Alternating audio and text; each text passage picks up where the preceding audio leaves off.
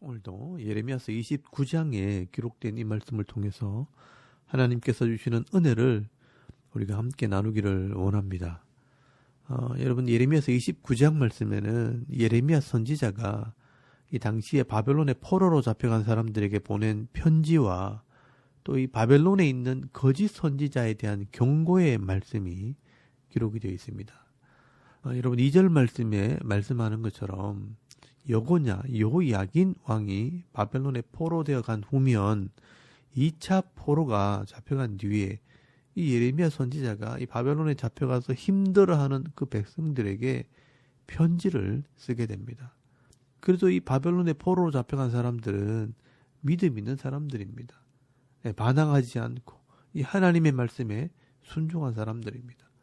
여러분, 예레미야서 24장 5절 말씀에 보시면 포로로 잡혀간 사람들은 좋은 무화과 열매와 같이 하나님께서 돌보시는 사람들이고 또 하나님이 여호와인 줄을 아는 마음을 가진 자들이라고 말씀을 하고 있습니다. 그런데 아무리 믿음이 있고 하나님을 신뢰하는 사람들이라 할지라도 그 혹독한 포로 생활을 견디기는 쉽지 않는 일입니다. 하루아침에 자기의 삶의 터전을 다 잃어버리고 멍에에 매인 소처럼 줄에 매여 말도 안 통하는 그 이방 나라에 잡혀가는 일은 정말 수치스럽고 부끄러운 일이었을 것입니다. 그런데 이런 고통을 당하는 백성들에게 하나님께서 위로의 편지를 보내신 것입니다. 이것은 하나님의 배려와 사랑이라고 할 수 있습니다. 믿음의 길이기는 하지만 그 길이 결코 쉽지 않는 길입니다. 환난과 고통과 수치를 감당해야 하는 길입니다. 그래서 하나님께서 이 백성들을 위로하시고 또 불안해하지 않도록 소망을 주시고 어두운 가운데 빛을 비춰주는 그런 일을 하시는 것입니다. 우리가 신앙의 결정을 했을 때 이게 과연 옳은 것인가 확인하지 못하고 힘들어할 때 이런 하나님의 위로가 계속 주어진다면 여러분, 그게 바로 옳은 길입니다. 하나님께서는 우리의 믿음을 확인하시기 위해 늘 편안한 길만 주시지 않고요, 힘들고 어려운 길을 주시고 끝까지 달려갈 수 있도록 선으로 인도하시는 것입니다.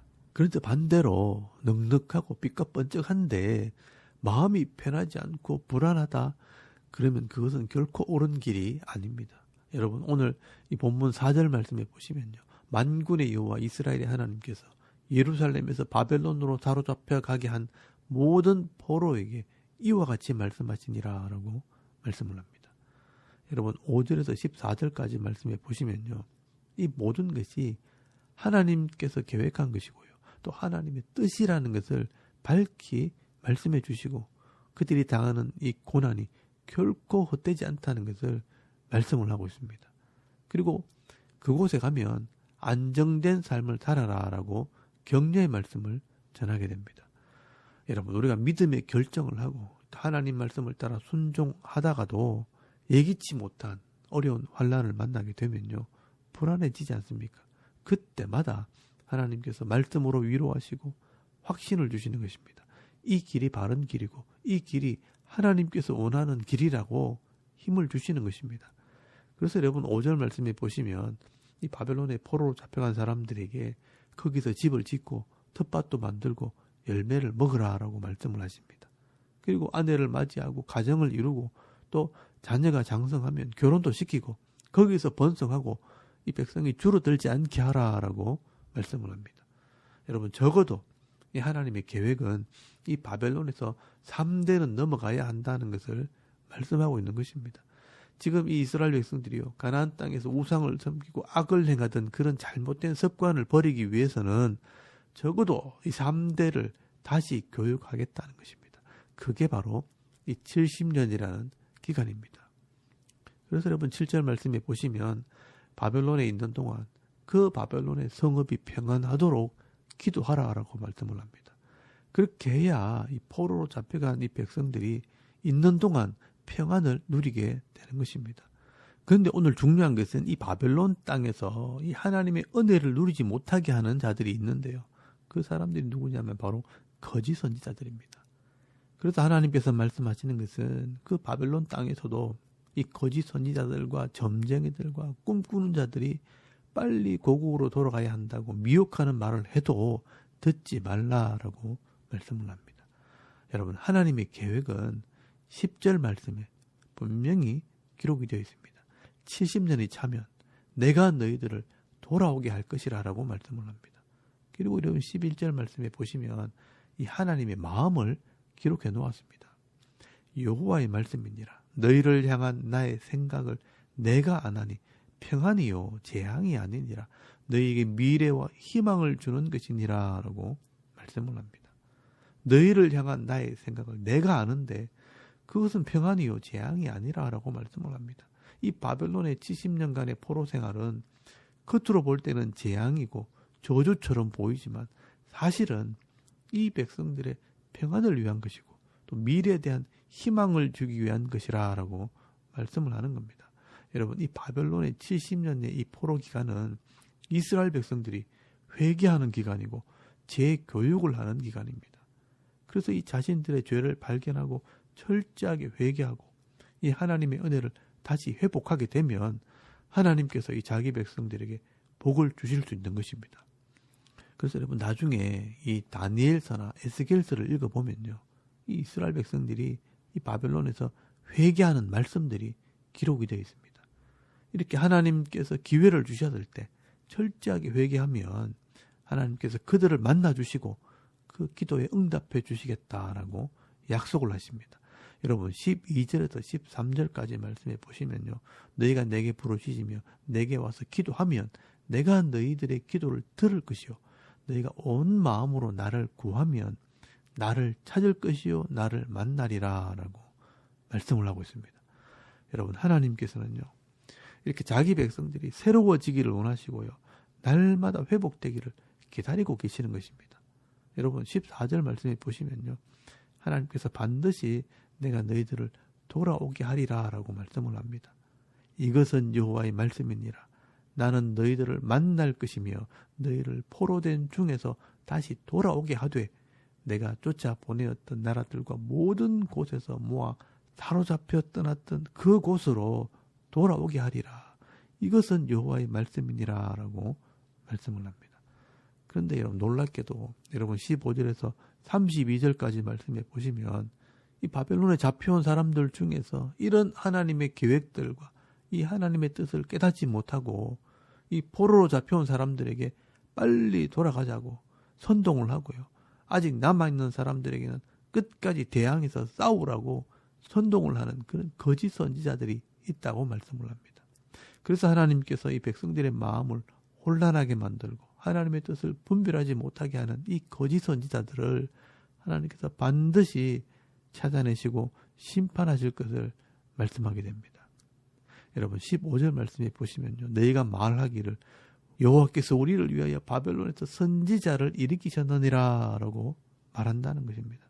이 바벨론에서 선지자들이 일어나서 말씀을 외치고 있으니까 이 예레미야처럼 나라가 망하라고 예언하는 그런 선지자들은 필요 없다라고 말하는 것입니다.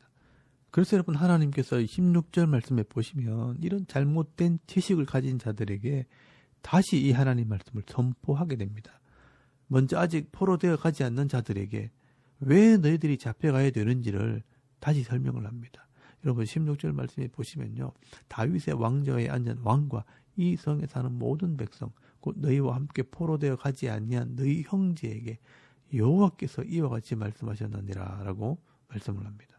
아직 포로되어 가지 않는 이 사람들에게 하나님께서 말씀하시기를 너희가 끝까지 버티고 이 하나님 말씀에 순종하지 않으면 내가 칼과 기근과 전염병으로 너희를 치고 세상에 흩어버리겠다라고 말씀을 합니다. 결국 너희들이 이렇게 망하고 포로되어 가는 이유는 내 말을 듣지 않고 이 선지자의 말을 듣지 않았기 때문이라고 말씀을 합니다. 여러분, 19절 말씀에 보시면요, 여호와의 말씀이니라. 너희들이 내 말을 듣지 않았기 때문이니라. 내가 내 종 선지자들을 너희들에게 꾸준히 보냈으나 너희는 그들의 말을 듣지 않았느니라. 여호와의 말씀이니라 라고 말씀을 합니다. 그리고 여러분, 20절 말씀에는 이 바벨론에 포로되어 가서도 이 거짓 선지자의 말을 듣는 자들에게 말씀을 합니다. 그런즉 내가 예루살렘에서 바벨론으로 보낸 너희 모든 포로여 여호와의 말씀을 들을지니라 라고 말씀을 합니다. 그리고 21절 말씀에 보시면요. 만군의 여호와 이스라엘의 하나님께서 골라야의 아들 아합과 마세아의 아들 시드기야에 대하여 이와 같이 말씀하시니라.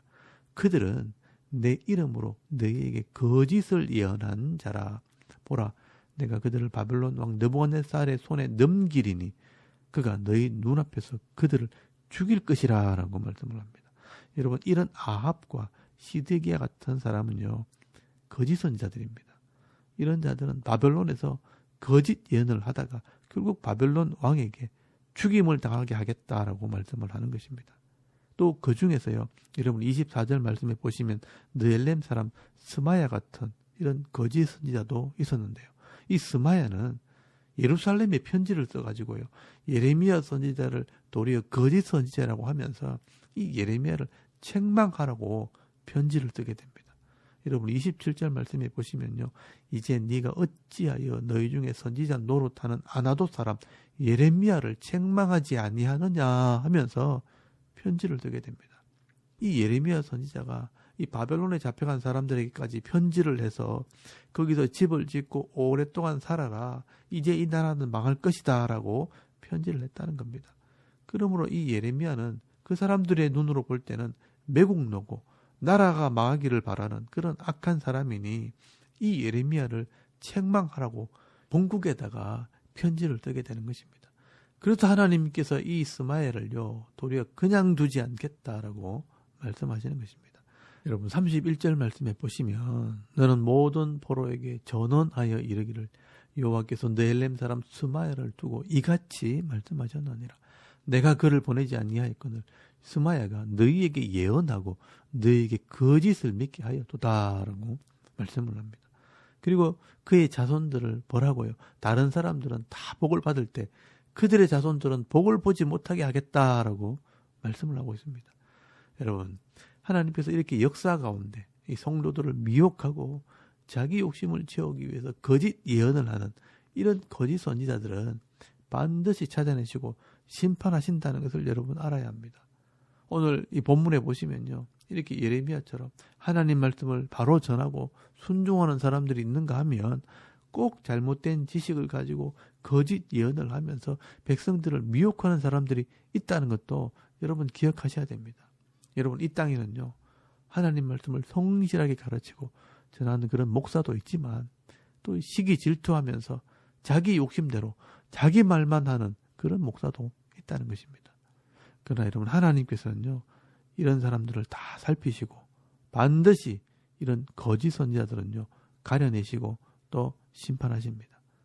그런데 문제는 하나님께서는 이런 거짓 선지자들을 심판하시겠지만 우리가 이 성도들이 과연 이런 거짓 선지자들을 어떻게 구별할 수 있겠는가 하는 것입니다. 그것은 그 삶을 보면 알 수 있습니다. 이 거짓 선지자와 참 선지자를 구별하는 방법은 조금만 시간을 두고 그 삶을 지켜보면 알 수 있습니다. 여러분이 하나님의 선지자들과 또 하나님의 말씀에 순종하는 자들은요, 다른 사람의 일에 관여하기보다는 늘 자신의 삶, 자신의 일에 충실한 자들입니다. 성실한 사람들입니다. 그리고 이 하나님 말씀을 따라 하나님을 경외하고 사람들을 존중히 여기기 때문에 그 삶이 늘 평안한 것입니다. 그런데 여러분, 거짓 선지자들과 이 하나님 말씀에 불순종하는 자들은요, 자기 일에 충실하기보다는 다른 사람들의 일에 관심을 많이 가지게 됩니다. 그래서 늘 비교하고 시기하고 비방하고 질투합니다. 그리고 하나님 말씀에 관심이 없으니 하나님을 두려워하지도 않고 사람들을 존중히 여기지도 않기 때문에 악을 행하고 거짓을 행하기를 두려워하지 않습니다. 또한 사람들을 대적하고 분쟁을 일으키게 됩니다. 그래서 그들의 삶을 보면서 잘 분별해야 하는 것입니다. 그래서 예수님께서도요, 이 거짓 선지자들을 구별할 때 그 삶을 보라고 말씀을 하십니다. 좋은 나무가 아름다운 열매를 맺고 못된 나무가 나쁜 열매를 맺는다는 것입니다. 그래서 그 삶을 보라고 말씀을 하는 것입니다. 여러분, 마태복음 7장 15절에서 21절까지 말씀을 한번 찾아보시기 바랍니다. 거기 보시면요, 이 거짓 선지자들을 삼가라. 양의 옷을 입고 너에게 나오나 속에는 노략질하는 일이라. 그들의 열매로 그들을 알지니 가시나무에서 포도를 또는 엉겅퀴에서 무화과를 따겠느냐. 이와 같이 좋은 나무마다 아름다운 열매를 맺고 못된 나무가 나쁜 열매를 맺나니 좋은 나무가 나쁜 열매를 맺을 수 없고 못된 나무가 아름다운 열매를 맺을 수 없느니라. 아름다운 열매를 맺지 아니하는 나무마다 찍혀 불에 던져지느니라. 이러므로 그들의 열매로 그들을 알리라. 나더러 주여 주여 하는 자마다 다 천국에 들어갈 것이 아니요 다만 하늘에 계신 내 아버지의 뜻대로 행하는 자라야 들어가리라 라고 말씀을 합니다. 여러분, 참 선지자와 거짓 선지자, 또 참 성도와 거짓 성도는요, 그 삶을 보면 반드시 드러나게 되어 있습니다. 오늘 저와 여러분도 이 자신의 삶을 돌아보면서 나는 과연 어떤 삶의 모습으로 어떤 열매를 가지고 살아가는가 잘 점검해 보시기를 바랍니다.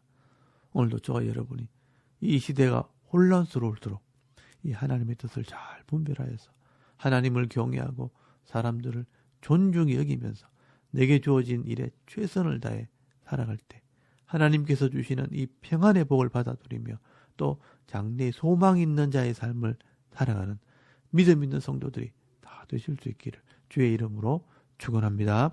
아멘. 우리 잠깐 기도드리겠습니다. 오늘도 이 하나님 말씀을 깨달아 순종함으로 평안을 누리며 살아가는 성도가 되게 하옵소서. 또 나라의 평안과 이 경제의 활성화를 위해서 기도하시고요. 또 교회와 가정과 자녀들의 믿음을 위해서 또 개인의 기도 제목을 따라 기도하고 오늘 하루 삶을 또 시작할 수 있길 바랍니다. 다 같이 우리 하나님께 한번 기도드리겠습니다. 살아계신 하나님, 은혜를 참 감사합니다. 오늘도 하나님을 우리가 예배하게